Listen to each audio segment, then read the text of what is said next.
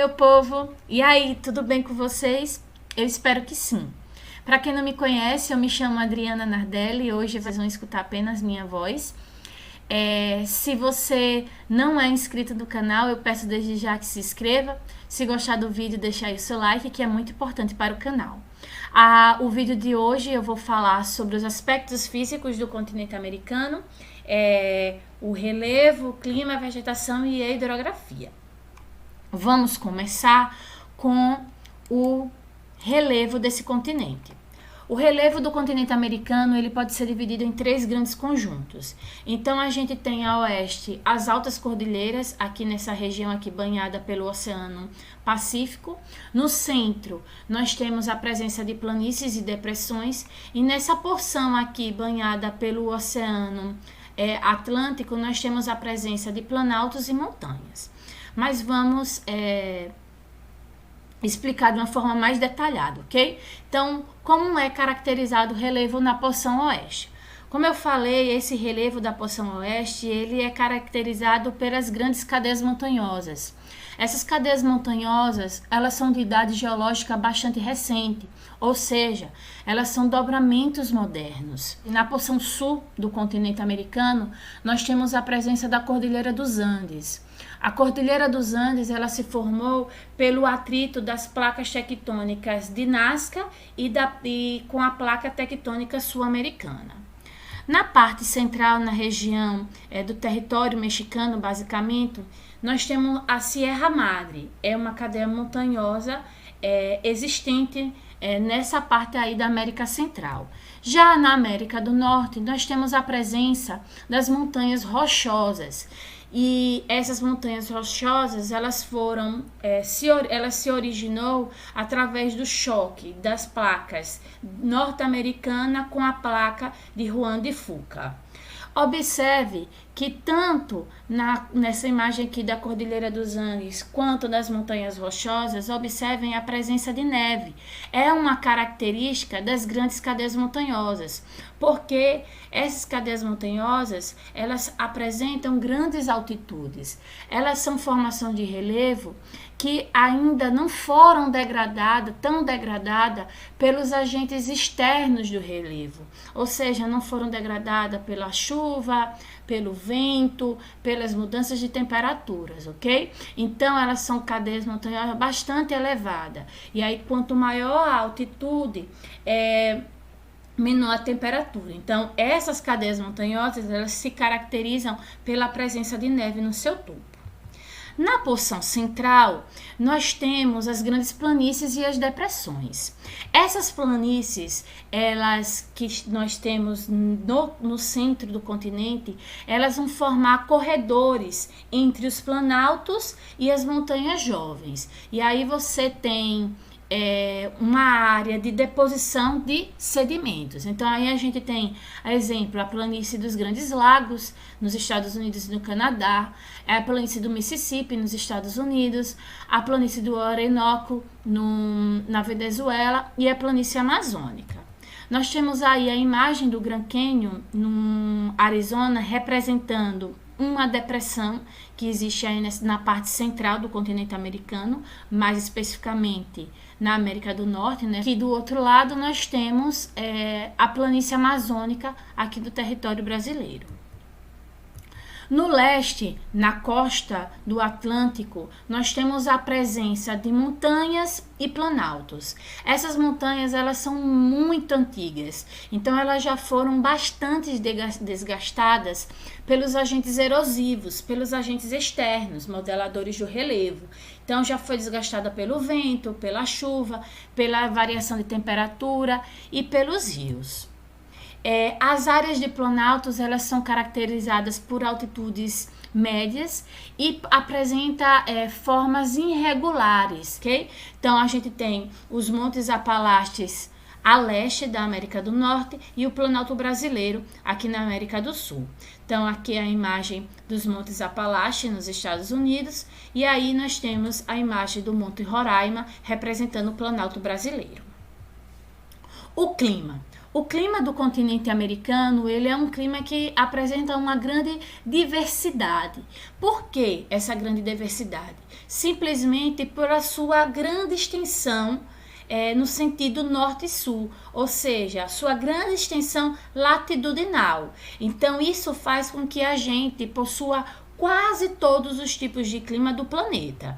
Então, os climas, eles vão ser influenciados pela geomorfologia do continente, ou seja, pelas formas de relevo que a gente tem aqui, pelas massas de ar e pelas correntes marítimas que atuam na região. Então, as massas de água, oceano e mar, ele também vai amenizar as temperaturas litorâneas. Então, a gente vai ter no litoral, por influência dos oceanos e mares, um clima mais ameno. Já no interior, a gente vai ter um clima mais seco, ok? Com algumas exceções. A maior proximidade ou não do mar vai caracterizar os climas como sendo oceânico ou continental. Então, próximo do mar, a gente vai ter climas oceânicos. Dentro do continente, a gente tem climas continentais. Esses climas, eles vão ser influenciados, respectivamente, pela maritimidade e a continentalidade. A maritimidade vai ser a influência do oceano no clima. E a continentalidade é a influência do continente no clima. Quanto à maritimidade, você tem uma amplitude térmica pequena, ou seja, a diferença entre a máxima e a mínima temperatura no mesmo dia é muito pequena. Então, se é quente de dia, vai ser quente de noite. Já a continentalidade, na continentalidade, com o efeito da continentalidade, a gente tem uma amplitude térmica muito grande. Então, você tem uma máxima muito grande e uma mínima muito pequena. Então, você tem, por exemplo, durante a noite, temperaturas baixíssimas e durante o dia, temperaturas elevadas, ok? Então, a gente pode até observar aqui na nossa realidade. Quem mora no litoral, basicamente, o dia é todo quente. Já quem mora mais no interior do continente, você observa que o dia geralmente é quente, mas a noite é fria. Se o dia for muito quente, a noite vai ser muito fria. Entendeu? Já na região litorânea, não. Você tem uma constância, mais constante as temperaturas. Você não tem essa grande diferença, ok? Então, aí nós temos a imagem dos tipos de clima do mundo. E aí a gente pode observar que o continente americano, ele vai ter quase todos os climas que a gente tem presente no mundo. Então, a gente tem um clima equatorial, a gente tem algumas áreas aqui na parte central aqui, uma pequena influência do clima mediterrâneo. Nós temos o clima tropical, o clima temperado, subtropical, o clima frio, o clima desértico, o clima polar, o clima semiárido e o frio de montanha. Então, a gente tem uma grande variedade climática. Associado a essa grande variedade climática, a gente também tem uma grande variedade de vegetação. Essa vegetação, além de ser influenciada pelos tipos de clima, também vai ser influenciada pelo solo, pelo relevo e pela hidrografia. Quais são os principais tipos de vegetação aqui do continente americano? Vamos começar pela tundra. A tundra, ela vai ser caracterizada, vai ocorrer basicamente no extremo norte aqui da América, do continente americano, onde a gente tem a presença do clima polar, ou seja, o clima de baixas temperaturas a maior parte do ano. Suas características é uma vegetação baixa e rasteira, composta por musgo e slinks, ou seja, é uma vegetação adaptada às baixas temperaturas. Depois aqui eu trago para vocês a floresta boreal. A floresta boreal, ela também é conhecida como taiga. Ela se localiza nas áreas de clima frio, apresenta pouca variedade de espécies, então a gente encontra basicamente a presença de pinheiros, e ela também é conhecida como floresta de conífera. É uma floresta homogênea, é uma floresta que você não tem uma variedade de árvores. Basicamente essas árvores em forma de cone. Essas árvores aqui, esse tipo de vegetação, dessa floresta, ela é muito utilizada para produção de celulose, para a extração da celulose, né, para se fazer o papel e também para construção civil, ok? Nós temos também a floresta temperada. Acontece no clima temperado úmido.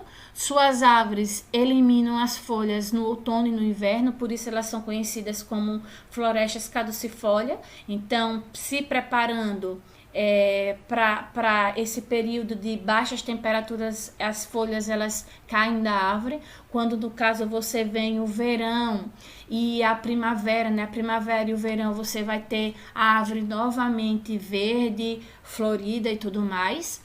É uma floresta característica da região oeste da América do Norte e que também ocorre no Chile, na América do Sul. Aqui nós temos a vegetação desértica. Essa vegetação desértica aqui no Brasil a gente conhece como caatinga. Então a gente aqui da região nordeste conhece esse tipo de vegetação.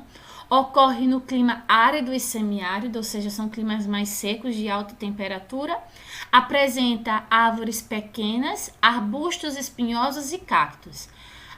Esses espinhos, gente, são na verdade folhas que se adaptaram a falta de água. Então, espinho nada mais é do que uma adaptação da folha normal. Então, para não se perder a água em grande quantidade, porque quanto maior a folha, maior a perda de água. Então, para não se perder a água, essas plantas elas foram se adaptando e aí suas folhas se tornaram espinhos. Na pradaria, é típica de clima temperado continental, vai ser formado por gramíneas e arbustos. É um tipo de vegetação muito utilizado para pastagem, como pastagem natural. Aqui no Brasil, essa vegetação é denominada de campos, conhecida como os campos sulinos, ou seja, fica lá no sul do Brasil, e ocorre nas áreas subtropical aqui, no clima subtropical aqui do nosso território, ok? Depois nós temos aqui a savana. A savana aqui no Brasil é conhecida como cerrado, fica mais na parte central do nosso território. Ocorre na faixa intertropical do planeta, ou seja, entre o Trópico de Câncer e o Trópico de Capricórnio. É formada por plantas rasteiras, pequenas árvores e vegetação espinhosa. Ocorre no norte da América Central, no nordeste e centro-oeste da América do Sul. Por último, eu trago para vocês a floresta tropical e floresta equatorial. Ocorre nas áreas de clima, nas áreas quente e úmidas de clima tropical e também de clima equatorial, ou seja, são áreas onde o índice pluviométrico ele é muito grande, ou seja, são áreas que chovem bastante. Possuem folhas perenes, ou seja, as suas folhas não caem em determinada época do ano. Essas folhas elas são largas e aí são chamadas de florestas latifoliadas. Isso, a folha larga mostra a grande presença de água. A vegetação é uma vegetação densa.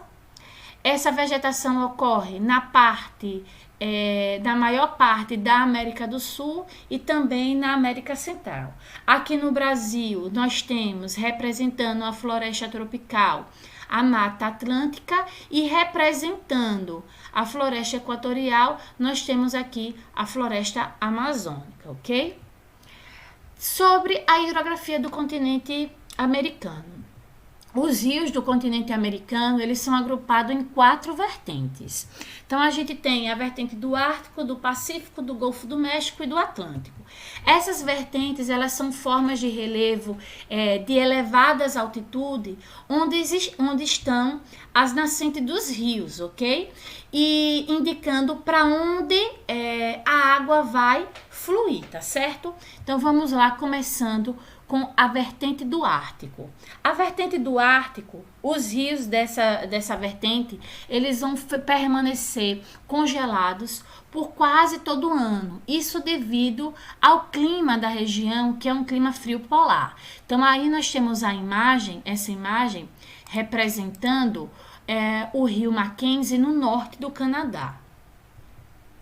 Na vertente do Golfo do México, nós temos a maior bacia hidrográfica da América do Norte, que seria a bacia do rio Mississippi e seus afluentes ali nos Estados Unidos.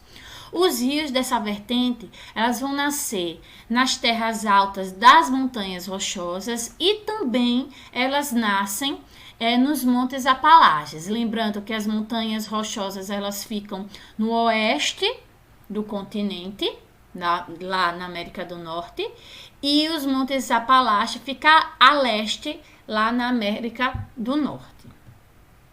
A vertente do Pacífico. Essa vertente agrupa os rios que nascem nas montanhas do oeste e desaguam no Pacífico. Devido à proximidade do litoral, os rios dessa vertente, eles são rios bastante curtos, ok? Então, a gente tem aqui essa imagem representando o rio Yukon, no Alasca. Mas também, como exemplo de rios dessa vertente do Pacífico, a gente tem o rio Colorado, nos Estados Unidos, e o rio Ramac, no Peru. Então, a gente tem uma variedade. Observe que até agora a gente viu 3 vertentes e cada uma tem uma grande quantidade de rios. Então, o continente americano, então, é rico em tipo climático, é rico em formas de vegetação e também é rico em sua hidrografia. Nós temos uma quantidade de rios muito grande.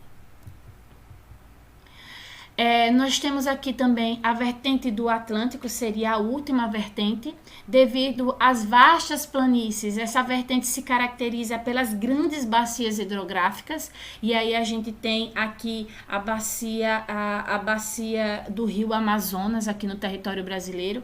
Essa imagem, ela representa aqui a bacia do rio Amazonas. Na América do Sul, os rios dessas vertentes nascem nas terras altas do oeste, ok? E aí além desse rio Amazonas aqui, eu coloquei aqui no Brasil, no caso, nós temos o rio Orinoco na Venezuela. Então, são 2 rios que está aqui representando a vertente do Atlântico. Esses rios aqui no continente americano, ele é utilizado pela população de diversas formas. Então, quais seriam essas formas? Então, a gente utiliza desde a produção de energia até puramente para o lazer. Então, você tem produção de energia, você tem a pesca, entendeu? Para poder a sobrevivência da população, né? Você tem a irrigação, para navegação. Nós temos a questão do abastecimento de água, simplesmente para a gente tomar a água, porque a gente precisa disso. E também para a questão do lazer, para o esporte, por exemplo. Então, é isso. Eu espero que vocês tenham gostado. Se gostou, não esqueça de deixar o seu like. E um beijo e até o próximo vídeo, gente. Tchau!